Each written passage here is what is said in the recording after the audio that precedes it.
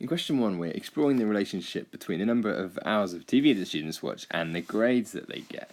So we're given information on a sample of 10 students who've been asked to record the number of hours of TV they watch, and then the teacher afterwards is going to explore the relationship between the hours of TV they watch and the grade that they actually get in their mock exam, which might be pertinent information to consider. Anyway, so the results are here, and we're asked in the first instance, part A, to find STT, the variance of T, and SGT, which is the covariance. So all we're going to do then is, from the formula booklet, we're going to interpret the two formulas in the context of T and G. So this is sigma T squared, which we've got here, minus sigma T squared. So here's sigma T squared over N, which we know is 10.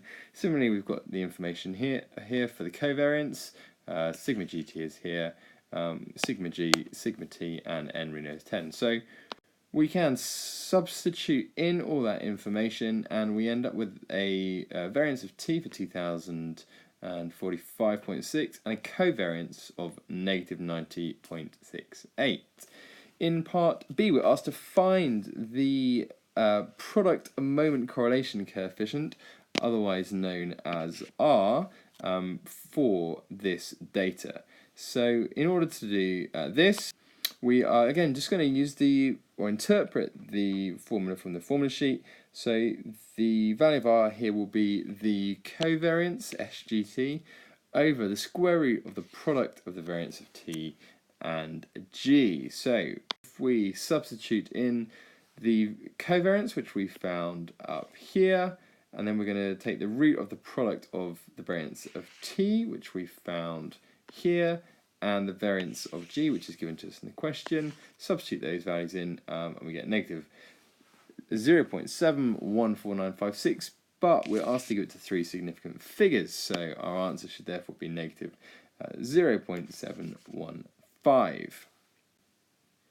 In the final part, we are asked to describe, giving a reason, the nature of the correlation you expect between V and G.